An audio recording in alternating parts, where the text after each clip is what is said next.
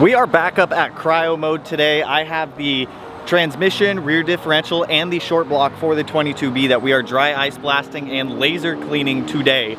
The transmission and the rear diff are both going to get Cerakoted. The engine, I'm just having that cleaned before it goes to the machine shop, because I mean, why not? We're already here. So we're going to be using a combination of dry ice and lasers. Now, I brought some of the stuff for the RX-7 up here last time, and I was a little bit disappointed with the results. So they reached out to me, they said, hey, if you're willing to give us a try again, we'll bring up some parts, we'll cover it, and get everything knocked out. So we're going again. I'm assuming everything's going to be much cleaner, because that was just the issue that I had last time. It's not like I expect these parts to look brand new. I just expected them to be clean. So the way that they do this is they take a giant scoop of dry ice, they put it in a machine, it grinds it up into this little media, and then it uses pressurized air to knock off corrosion, dirt, anything like that. So let's get some B-roll, and let's go see what they're doing.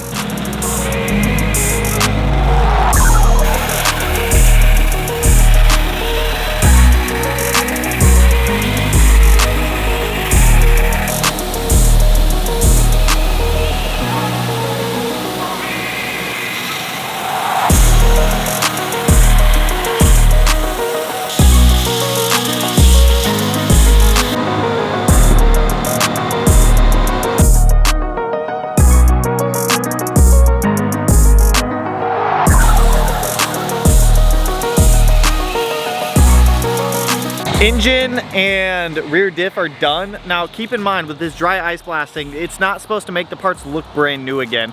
If you already have a brand new car and everything is just filthy and you dry ice blast it, yes, it's going to look brand new. But for aged parts, it doesn't remove defects in the physical part. It cleans the part. So we are going to be painting a lot of this stuff, but well, obviously the engine we're actually going to Cerakote after it comes back from the machine shop. But that way, the engine will at least be clean for Outfront when they receive that. The diff is all cleaned up, so we can just sand that, rough it up, paint that, get it looking good as well. Transmission, I don't know if we're gonna Cerakote, paint, I don't know what we're gonna do yet, but the dry ice blasting is removing a lot of the corrosion and the age that has just kind of built up on the aluminum housing itself. So there will still be a little bit of prep work we have to do after this. I just wanna make it clear, dry ice blasting is not going to make your parts look brand new again, unless they're already new and they're just dirty.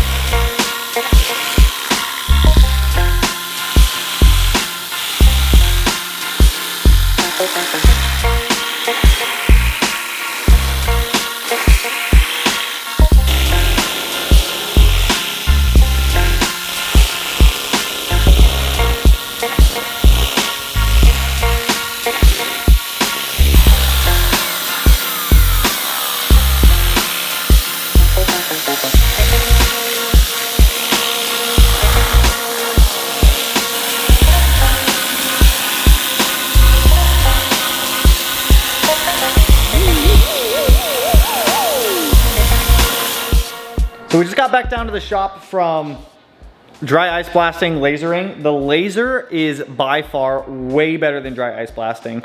They're new to the lasering stuff. I'll link them down below because they did an absolutely killer job this time. We did have small issues last time with the FD, but it's not, they rectified it. They did all this work for us for free today as an apology for the FD. So huge shout out to Cryo Mode. So let me show you guys, because the laser is insane. It goes so quick with the laser. This is kind of what our transmission looked like. Old, grungy, rusty, covered in dirt. Like you guys can see all the rust and grime and whatnot just built up. There's also a lot of corrosion on ours, and this is how it looks now, and it almost looks brand new.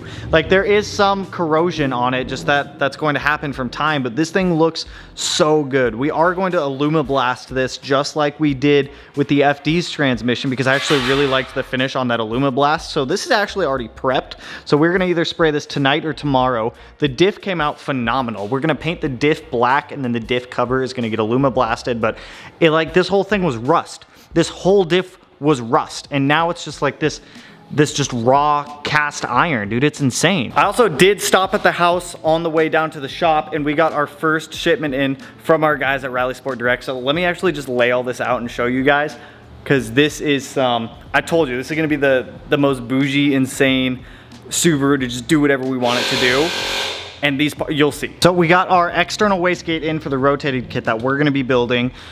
This is gonna be set aside for right now, and that's gonna go in our fab pile. Next up, we got our Fortune Auto 500s. Now in the past, I've been a big BCBR guy, and that has been mainly the coilover I use for a lot of street cars. For the money that you're spending on it, it's a really good coilover for daily driving and some spirited driving. We're gonna be doing some track driving with this Subaru, and I wanted something that would work for both really proven track driving, which Fortune Autos do, and something that would be good for the street. So this is what we opted to go with for the 2.5 RS or the 22B clone. Got our pitch mount in for the transmission, because I want to try to get that thing in this video to get it up and off the floor. Cartboy short shifter. This has always been my go-to short shifter for Subarus. I like the way they drive. I like the way it feels, and it's a pretty good throw. Now this next modification it's one that I've wanted for a really long time, and we went and we balled out a little bit on this car. Now with doing an STI swap in a 2.5 RS, you can't use the factory subframe, okay? And you can very easily go buy an STI front subframe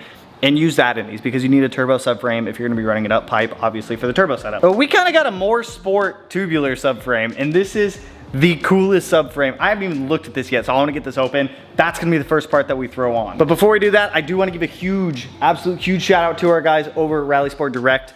With the website, we know that there's been website issues. They know that there's been website issues. They're actively working to update it, change things, and get it corrected. But they've been such a huge supporter of the channel for so long. I cannot thank them enough. And if you guys really are looking for parts, you can use our discount code Smeedia over at Rallysport. If you have any questions, feel free to call them. I know some of you guys have called them in the past, and they've helped you out directly. They're a good company. They're going through a transitional period where things are just being corrected, updated, and fixed. So bear with us. If you've been a longtime supporter of Rallysport or a big fan of Rallysport, they're working on fixing the issues, but huge thank you to Rallysport. Once again, you guys can use our discount code Smeedia over there. Save yourself some money on qualifying brands. And when I say qualifying brands, some companies don't allow discounts. So if you go on there and you order some stuff from some companies, they just don't allow discounts. It's just not gonna work, unfortunately, but there's a lot of good stuff out there that our code will work on. So let's get this subframe open, because I am stoked for it. This is kind of a special subframe. Like I said, I've been eyeballing one of these for years, but I could never justify getting one until the 2.5 RS, since we're going all out with it. Now this is actually really cool, and I'll show you guys the features of this, but you can run 2 different size power steering racks if you wanted. The sway bar is actually built internally into this subframe. It saves, I want to say it's 5 pounds over a factory setup. It's stronger, so it's going to increase chassis rigidity in the front end. And let's just be honest, it looks baller. So with us now having this subframe, we can actually start mounting up some suspension up in the front, and a lot of other stuff. We can get our engine mocked up and in here shortly, but this is just an absolute unit. If you look right here on the very end, you'll see this red cap, and this is where our end link actually bolts up to, and I'll show you guys that after we get on this car, so after we get it on the car. So let's actually bolt this thing up. That's what I was asking. I was like, what? Like, how the hell does that work? I think that. I love tubular subframes. Who doesn't love a good tubular subframe? You got that feel like you got a fucking microfiber? Subframe is in, super easy. Somebody mentioned in the last video that I had these backwards, and I just wanted to, these can literally only go in one way. There's a screw that holds these down. But anyways, subframe is in. It looks so freaking good. Engine mount, steering column here, or steering rack here. Lower control arms will bolt up down there, and then here is our front sway bar actually integrated into that. So we are going to put on the end links. So this is what comes with the kit. These are generic steering rack fittings. We have both 47 and 48 millimeter. These are our end links. We have a diagram, okay? We'll follow the diagram. So let's actually toss on our steering rack fittings first. It only shows 2 of the bolts on here, 18, 19, to hold up these guys here. So I'm not sure, but we'll figure it out. We'll get these guys on. On the diagram, it shows both of these. Now on these bushings, or on these sway bar brackets, one of them is labeled 47 millimeter, and one is 48. So, I mean, for now, I'll just put them both in here, I guess. It's not really a huge deal. This is like the fanciest subframe I've ever had in my life. This, I'm gonna be honest, and this might make some of you guys sad, this is more or less likely going to be the very last EJ build, or EJ car that I have.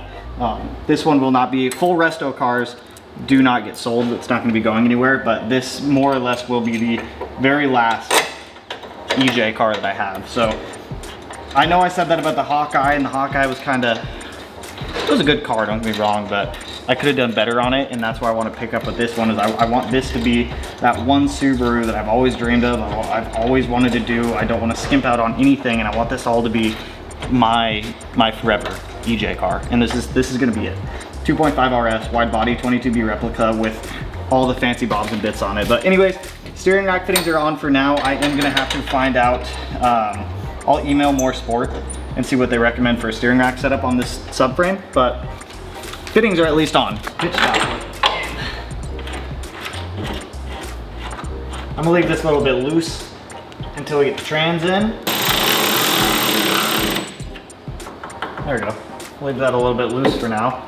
And then once we have the trans in, we can actually secure the trans up, so that way it's not floating, because I do want to try to get the trans in hopefully tomorrow. I gotta go talk to Ben and see if he can get the lines done tonight so we can get the trans in tomorrow. We're gonna hold off on putting the coilovers on for now. I just got off the phone with a buddy and I learned something. So 05 to 07 STI coilovers, they won't just bolt up correctly. Let me say that. They will not bolt up on the car correctly. The issue that you run into is the camber plate on the top hat for the coilover will not line up properly on a GM6 or a GC car. So what you need to do is either aug out the holes, drill new holes, or the other option is replace the top hat. So I'm going to call Fortunato tomorrow, see if I can just order GC top hats to put on those coilovers, and if that's the case, then the camber plate and everything will line up properly, because the 3 holes for the coilover bolt up are not same. I'm just gonna leave this on for right now, but you guys can see the top hat should be perfectly parallel to the strut tower, and it's cocked a little bit. So these holes are slightly cantered on the GM6 and GC8 from what a GD is. So once again, I'm just gonna call Fortunato to see if I can get some GM6 specific top hats to bolt onto this, and then that should fix our problem there. I'm just gonna leave that one on for right now. There's no point in taking it off. 3 bolts for the strut tower here will not work. You need to either aug these out or get GM6 GC specific top hats for the rear shock. So like I said, I'm just gonna call him, see if I can just order the GM6 top hats, and if that's the case, we'll just swap them over and we should be all good. So I just talked to Ben. He's gonna knock out the last of the transmission hardware that he has, so that way we can get the trans in. So we need to paint the diff and the trans tonight, so that way they can cure overnight. We can get them in tomorrow. I wanna give that Alumablast as much time to cure as possible. So we're gonna do the diff black and the trans Alumablast. It comes out so good. I might need to go grab a couple cans, but if it's not a big deal.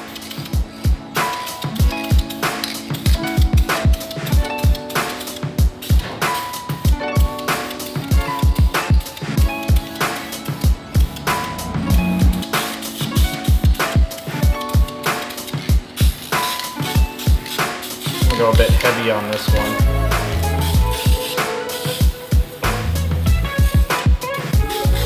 That should be good for the diff. Now Melanie is swinging over with some Alumablast so we can do the trans. So, Alumablast, this is what I used on the RX-7 transmission. I actually really like this stuff. It presents like an OEM type of finish. It looks really good. So this, you need to do it in light coats though. So we're just gonna go around and do light coats.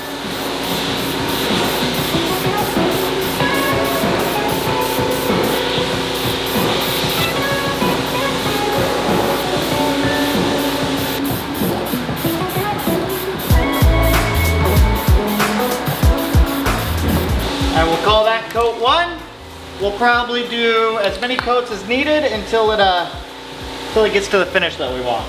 But you'll see, it'll come out good.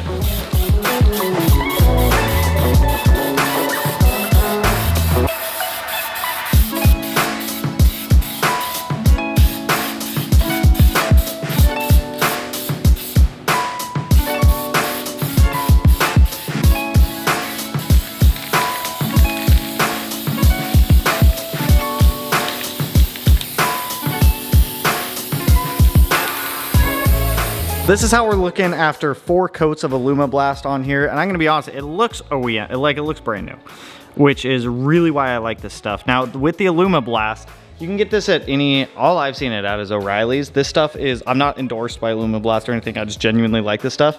It is made with actual aluminum material for added durability. Restores wheels and castings to the original condition, resists corrosion and abrasion, ideal for engine blocks, water pumps, and more. Transmissions, works great on. We're gonna let this cure overnight. We'll put the transmission in tomorrow. Ben dropped off a whole bunch of stuff we can get installed as well, so we are well on our way. Same with the rear differential, we're gonna let that cure up. That's gonna cure for a couple days because, like I said, I can't get that in until these rear subframe bushings come in, so there's not really a point in slapping it in there right now without being able to support it properly. So we will come back in the morning. We're gonna let all this cure overnight to give it as much time to get hard and durable for added durability. Added durability, because it's Alumablast.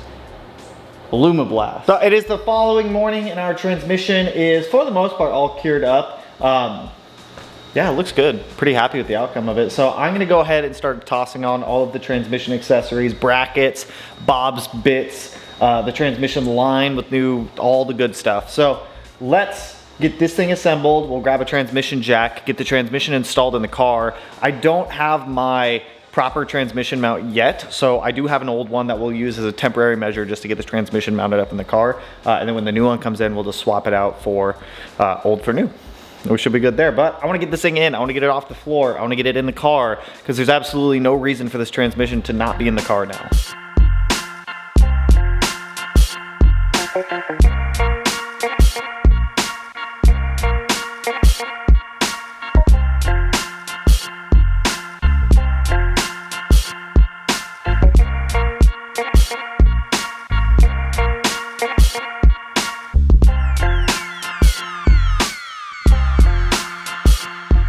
So our transmission for the most part is all put back together. I'm waiting on one more bracket that's up at powder coat that goes from right here that the harness clips onto. I just forgot to give it to him. I just rushed this piece to get our torque solution U-joint in. If you have your transmission out, I 10 out of 10, 100,000,000% suggest this mod. It cleans up so much slack in the shifter. It's totally worth it, but it's so much easier to do it outside of the car. Doing these in car is atrocious, but all of our brackets are powder coated. I pulled some zinc hardware where we could sacrifice for some of the brackets on here. Like I said, the transmission mount is a temporary one. That is just a factory one. We do have an IAG one coming, but for now I don't have it. And to get the transmission in, we kind of need that. So I'm gonna grab some help. We're gonna get this thing picked up, put on the transmission jack here. We're gonna stabilize it, walk it over, and then get it up in the car. So we'll start by getting the cross member bolted in under the car, and then we will get the pitch stop holding the front of the transmission up, and then we should have our trans in here.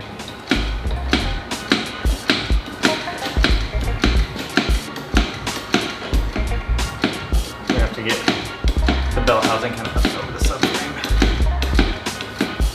Push that up. Oh, doesn't seem like it's staying stuck in. I gotta let it down just a little bit.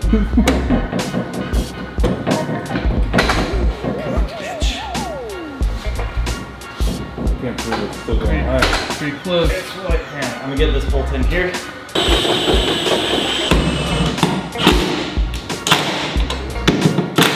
Yeah, if you look up, it's hitting the edge of this. If you look straight up. Oh yeah. So we need a bracket to try to shift that way a little bit. Got it. Hot thread.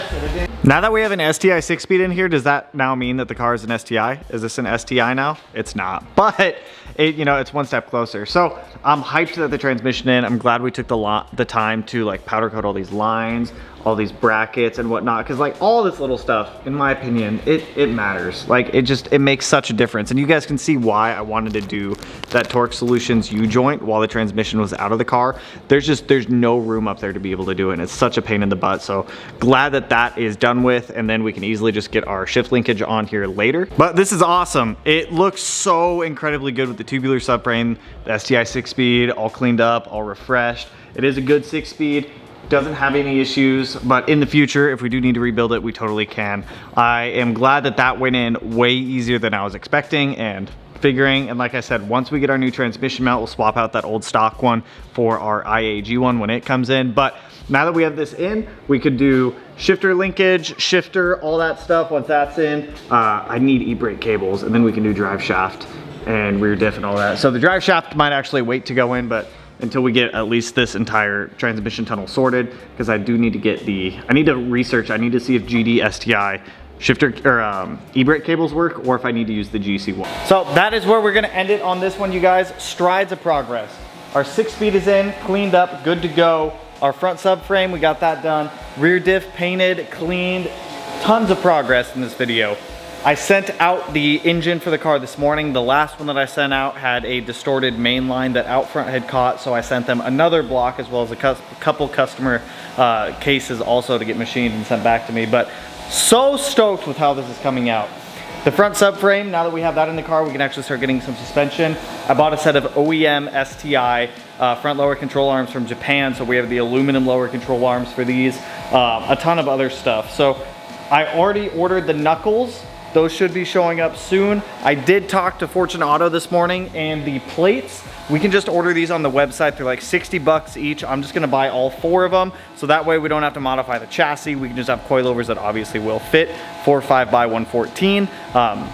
So no complaints there at all. That makes it super easy. That's all I got for you guys in this one. So if you're hyped with the 22B build, how it's coming along, and what we got planned for, go ahead, hit that like button, turn it black, blue, green, yellow, purple, silver, cyan, whatever color it turns for you. And if you're not already subscribed to the channel and you want to be able to put it in one of these corners, no idea which one quite yet, but with that, I will catch you guys in the next one. So peace out, homies.